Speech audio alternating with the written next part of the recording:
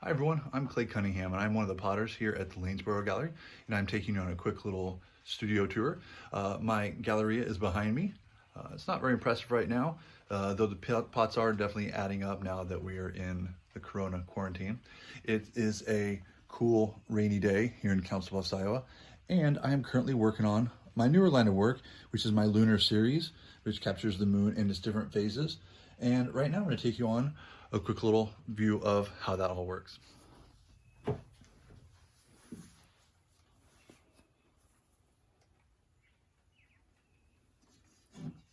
So my bowls have just came out of the kiln for the first firing, which is called the bisque firing. And that's what turns the clay to stone. What I've done then is I want to highlight the texture that I put on the moon surface.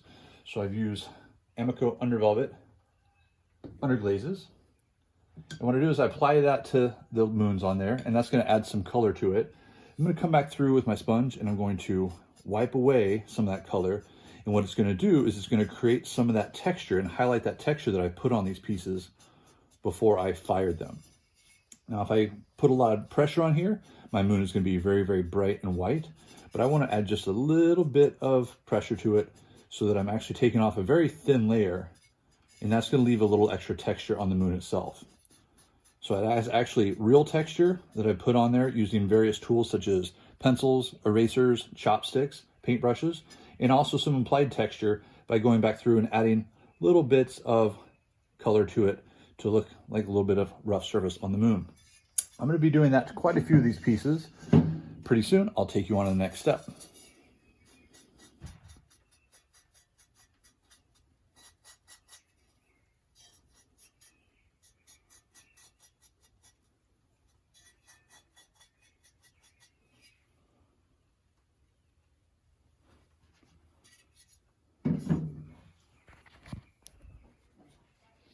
Now that I've added all of the underglaze to add color to the texture that I have on here, and I've wiped it off with a sponge to show some of that texture, I'm now going to want to add a little bit of clear glaze. It's one that I mixed up myself, as I mix all my own glazes. They're all food safe, microwave, oven, dishwasher safe. This is a mixture of a little bit of flux, a little bit of clay, and some silica, which is glass. That's just going to make these moons look nice and shiny once I have painted them up. So I'm going to very thin layer to each of these moons. If I put it on very thick, the moons are going to be very, very glossy. And what I'm going for is actually just a very thin sheen, so it looks more realistic, just like the moon, giving off just a little bit of a glow. I'm going to add this to all 5 moons in their different phases on all my projects. And as with everything in ceramics, it's going to be a pretty time-consuming task. I have here about a dozen moon phase bowls, and they are going to end up taking me most of the afternoon. So for that purpose, the rest of this will be a much speedier process for you to view.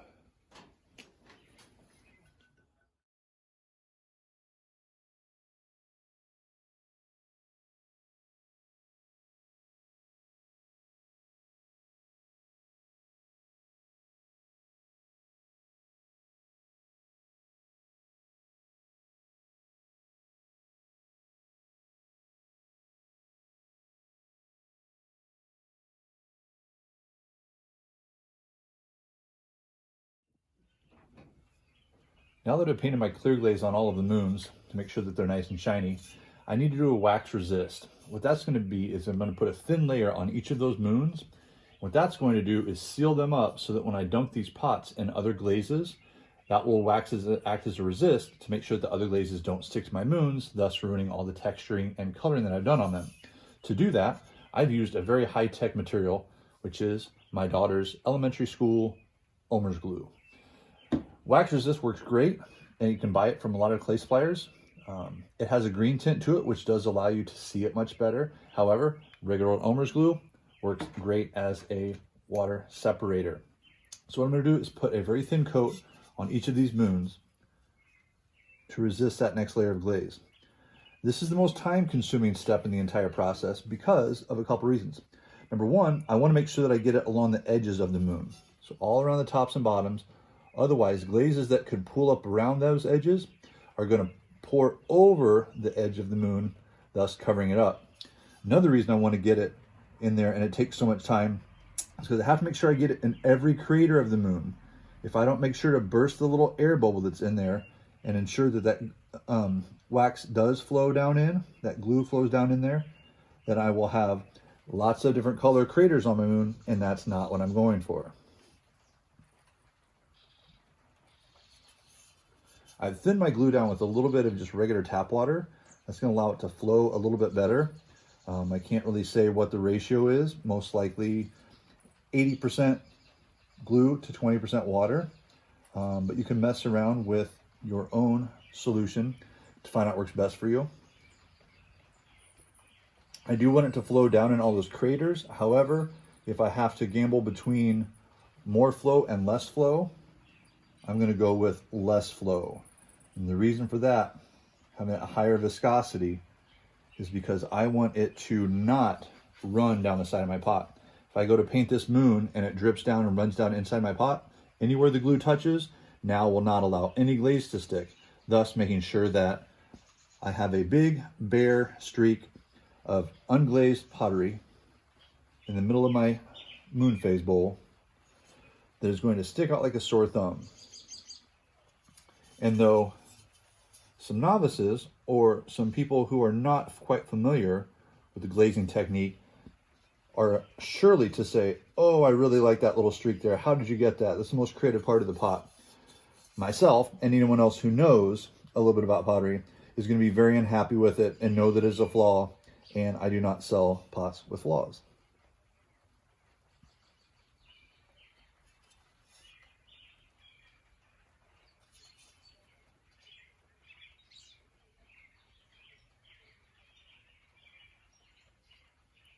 So this process is very time consuming, very tedious, so much so that I'm not even going to put it into a time lapse, because even in a time lapse, it would probably be a little too tedious for you to endure viewing. But that gives you a little glimpse into one of the many layers of what goes into my moon face pieces.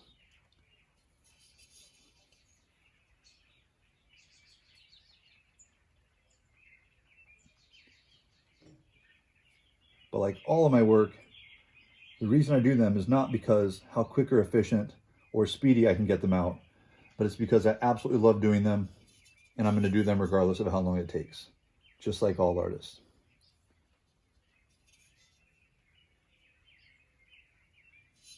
Now that I've got that all painted on there, there's one more step for this piece in particular. We're going to then give it a bath in a couple different glazes. Should be right up next.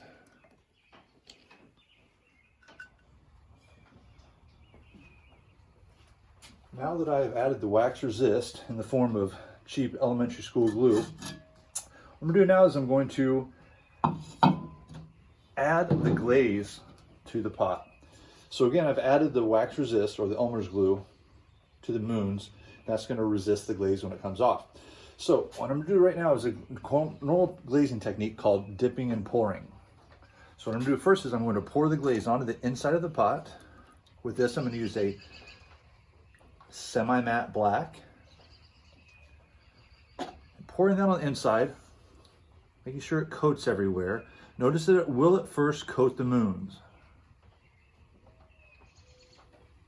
Get excess out of the bowl, twist, and pour all the glaze right out. Again, the glaze is now sticking to the moon shapes, but a simple little touch is going to start taking that glaze off. If I hadn't had the resist on there, that glaze would not be coming off at all. It would need to be scrubbed off.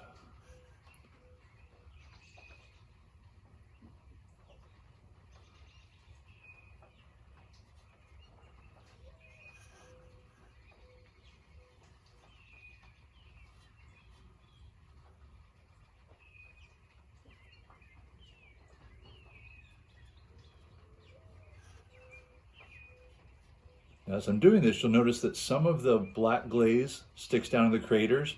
That's not a problem because the craters are already black. However, after this, I'm going to be adding one more layer of color Different colors on different pots. Some will be greenish, some purple, some pinks, sometimes a little bit of blue and yellow. It creates sort of like an aurora borealis feature, that kind of effect, which I hope to show you later in this video. But for right now, I'm just going to get it as best as I can without worrying too much about those craters. And then what I'm going to do is add yet another layer of resist to make sure that those other colors don't get so far down in the cracks that I will get strange colors down in there. I just want to keep it black and white on the moon. Now to coat the bottom, I'm going to get a good grip on the bottom of my pot, and I'm going to dip it right down to the bottom edge for a full 3-second count. 1, 2, 3. It'll give me a nice even line right across the bottom that I'll clean up later, make sure it looks crisp and nice. And now I have a fully glazed moon phase pot.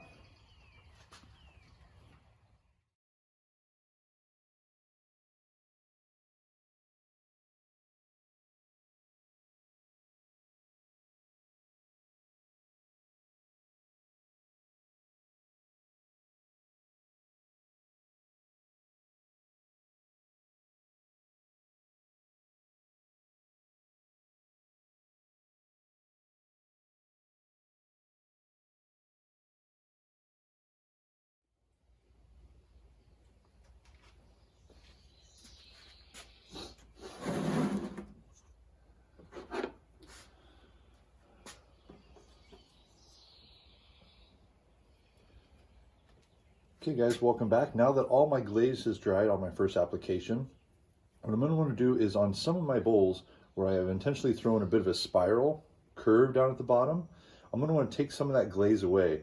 What I like to do is pool some other translucent, very glassy, bright, colorful glaze at the bottom, which will pool in those little grooves and really help intensify that color. An example of that color that I'm going to be using right here, it's called my bright turquoise crackle. Where it gets heavier down at the bottom, you'll see that you get this bright jewel-like, crackly, bright turquoise color. So I'm going to use a tool to go through and start scraping away some of the glaze that I have on the bottom down there. Now, I could wipe it with a sponge. What that's going to do is, number one, it's going to start smearing it, and number two, the sponge is going to pick up all my glaze. And as a potter, I have to try to conserve as much material as possible. Again, I make all my own glazes myself. Not that I came up with all the recipes myself. Some I did, some I have not. Some people are much better at glaze calculation than I could ever be, and I spend a lot more time and effort on it than myself.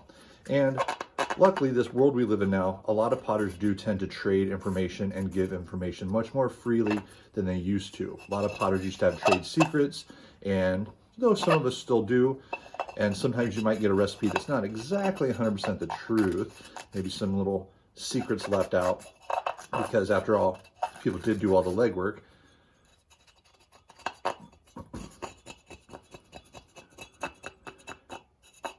But we try to conserve as much material as possible. So now I've scraped that away,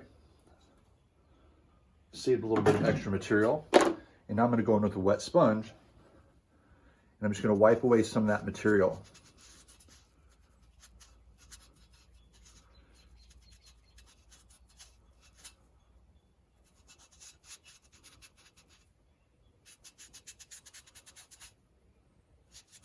I'm not going to be too concerned about getting a really crisp line here because, as we all know, for those of us that have looked at glazes and pots and stuff very much, we know that they do all sorts of really cool magical stuff in the kiln that allows them to blend and mix, merge together, and they kind of do their own thing.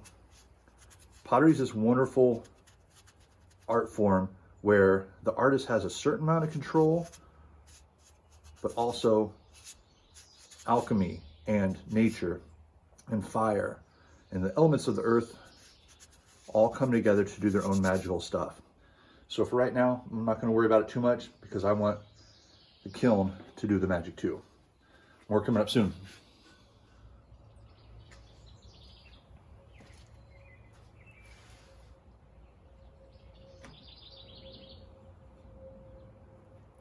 All right, welcome back. Now that I have added the glaze on here, I've started drizzling a little bit of different colors, usually pretty bright colors, to go on top of the black. What that's going to do is it's going to hopefully blend in if the kiln does well for me, and it's going to create sort of like an Aurora Borealis type look. Use a really old school method for this. Broken old paint stick, just long enough for me able to turn sideways down in the bucket. And as I apply it, I'm just going to feather my fingers back and forth, letting that glaze just fall down onto the pot, just like that. Last step I have after that is I'm going to wipe off any glaze that might have gotten onto the moons. And I also want to make sure there's none kind of pooling up too heavily over the top of the moons. Otherwise, I will get a big drip right down the center of it. Sometimes can look pretty cool. For the most part, makes me a little upset. Next step we're going to go to is putting all that bright turquoise crackle right into the middle.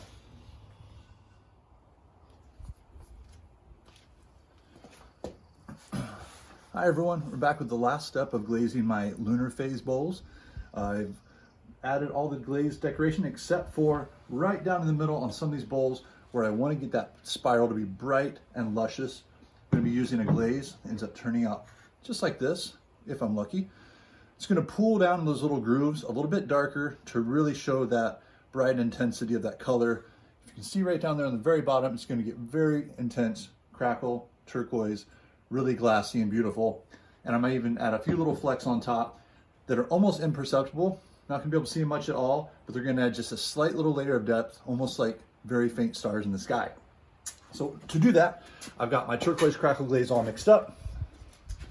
Got a good brush. And since I want this to be pretty thick, I'm going to just sort of let gravity do the work. I'm not going to really brush this around very much. I'm just going to hover over the pot and let the glaze just pool off of that brush down into those grooves.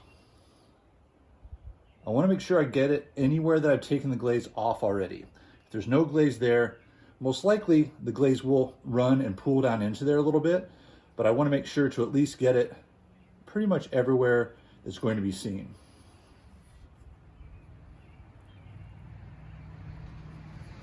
Also go back through, just add a few little flecks here and there. I want to be careful not to sling my brush. If I do that, I will get big streaks, which I guess could look like shooting stars, but not exactly what I'm going for at the moment. A lot of times we learn from those happy accidents. We do things that we think we don't want to do, and then it ends up being one of the coolest things that we can do and add to our repertoire. So, time to get going on all these bowls and a few other projects that I have off camera.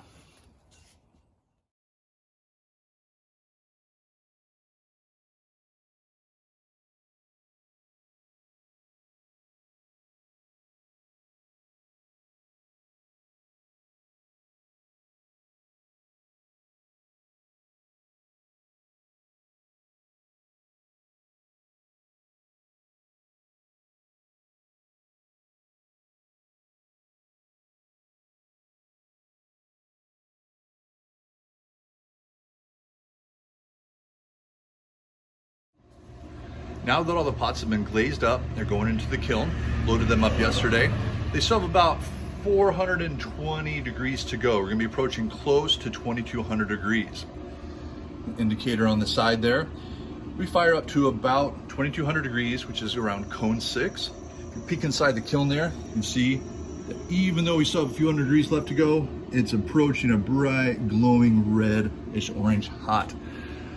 Pretty soon, we'll see what they all look like.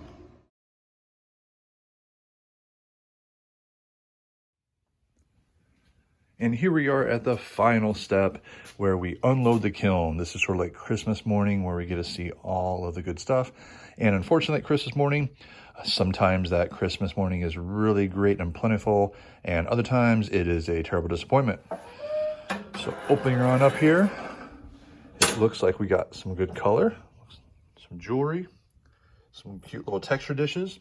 The main pieces I'm looking for here, my moon phase bowls. As you can see, the glazes did do a little bit of magical, cool, drippy, trippy type stuff as it goes around, and it's going to change in the colors of the sunlight and the natural light. Also some good turquoise down at the bottom. One thing I always do as soon as my pots come out of the kiln is I give them a little sand on some sanding paper, just rubbing that around on there. That's going to make sure that the bottom is really, really super soft, so when it touches other people's tables, they don't get any sort of scratching or damage to their tabletops at all.